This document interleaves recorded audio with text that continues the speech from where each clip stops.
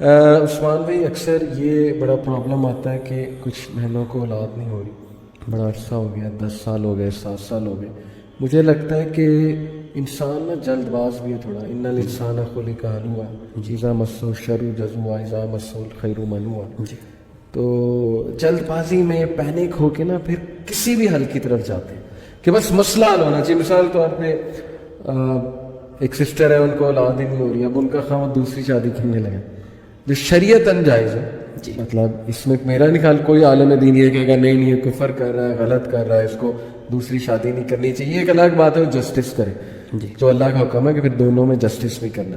مثال طور پہ ایک بندہ دوسری شادی کرنا تھا، پہلی وائف کو برداشت ہی نہیں کہ دوسری شادی کرے، تو وہ پھر آؤٹ آف پینک، اور ظاہر ہے عورت کی ایک نیچر ہے، وہ اس میں ہم کیا اب اتنا بلیم کریں، پوزیسو ہوتی ہیں بہت زیادہ اپنے خاوند کے بارے میں. دوسرا، ہمارے معاشرے میں عورتوں کو یہ لگتا ہے کہ دوسری شادی اگر بندہ کر لے گا تو ہم گئیں، ہماری وقت ختم ہو جائے گی. ظاہر ہے کچھ مرد ایسے کرتے بھی ہوں گے، وہ زیادتی کرتے ہوں گے، پہلی وائف کو بالکل ہی سائڈ پہ لگا دیتے ہیں، جس سے اولاد ملے اس کے ساتھ وہ ہر وقت ہو، یہ ان کی طرف سے زیادتی ہے.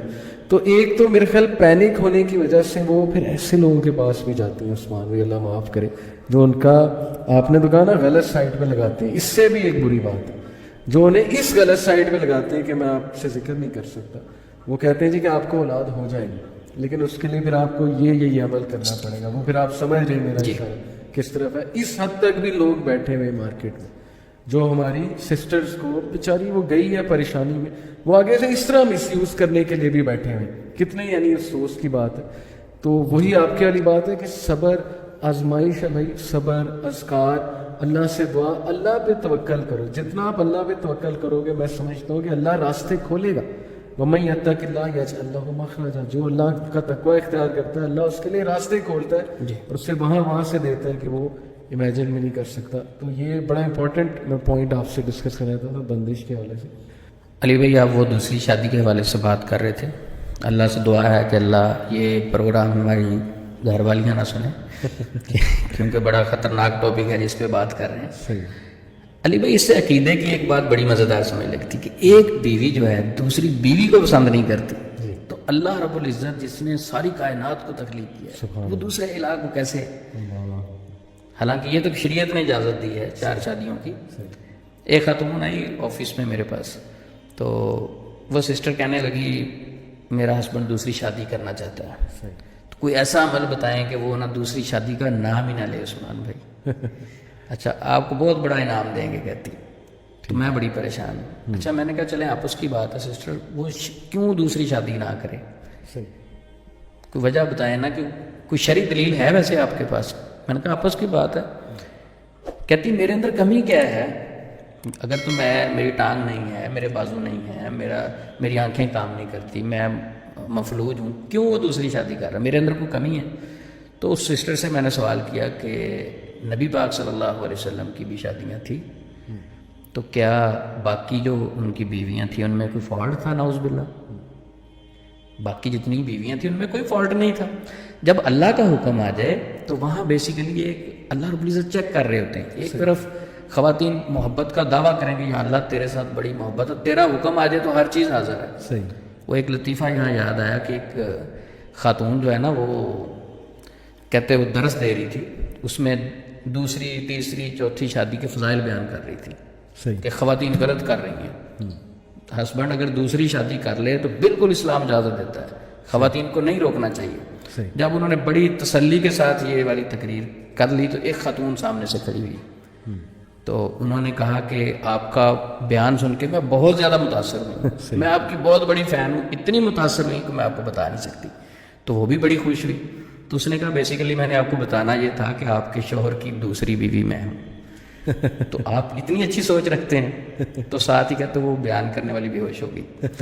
ٹھیک ہے. تو یہ ایک عورت برداشت نہیں کرتی دوسری شادی کو، تو اس میں اسلام اجازت دیتا ہے. لیکن یہ بھی معاشرے میں ایشو ہے کہ پہلی بیوی آپ اس کو خرچہ نہیں دے رہے، پہلی بیوی اس کو ٹائم نہیں دے رہے. بہت زیادتی کر جاتا ہے ہمارے معاشرے میں. ظاہر ہے مرد جب خدا خوفی والا نہیں ہے پھر وہ اگلی کو اگنور کرے، یہ وہ بہرحال یہ ایک سیپریٹ ٹاپک ہے. مطلب ہاں ظاہر ہے کہ سسٹر بڑا مشکل ہے. تو اولاد کے حوالے سے بندش وغیرہ، سب سے پہلے اولاد دینا اور واپس لے لینا یہ اللہ رب العزت کا اختیار ہے. بندے کا اختیار نہیں. لیکن آزمائش کے طور پہ اگر ایک شخص جادو کرتا ہے تو جادو ہو جاتا ہے، ایسی اولاد کی بندش.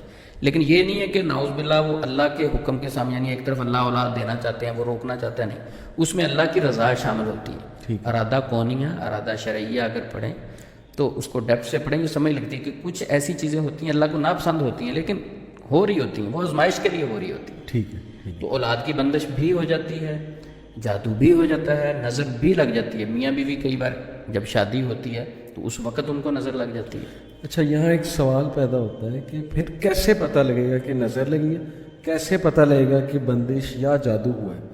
یہ بڑا امپورٹنٹ سوال ہے. یہ دیکھیں، نظر بد جو ہے جادو اس کی تقریباً ملتی جلتی سمٹمز ہیں. یعنی سستی فیل کریں گی، گھبراہٹ فیل کریں گی، بے چینی فیل کریں گی، اور ہر معاملہ آپ کے پاس ہر نعمت ہے پھر بھی آپ برکت فیل نہیں کریں گے، سکون فیل نہیں کریں گے. اچھا.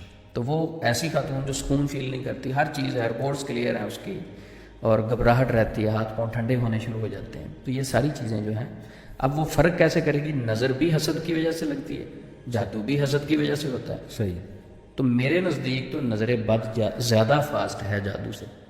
جادو کو چلتے ہوئے ٹائم لگتا ہے، نظر ایک لمحے میں آپ پہ اثر کر جاتی ہے. العین تدخل الرجل القبر والجمل القدرہ، نظر انسان کو قبر میں اور اونٹ کو ہنڈیا میں لے جاتی ہے.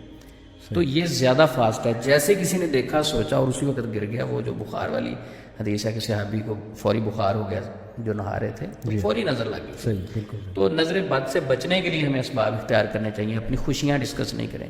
ہم پیزا سب سے کھائیں، امپورٹنٹ یہ کہ ہم خوشیاں پیزا کھائیں تو فوری اس کا اسٹیٹس لگ جاتا ہے، ڈسکریٹ رکھیں اپنی انفارمیشن. اور مٹن ہے فوری اسٹیٹس لگ جاتا ہے. اچھا ریسٹورنٹ ہے فوری.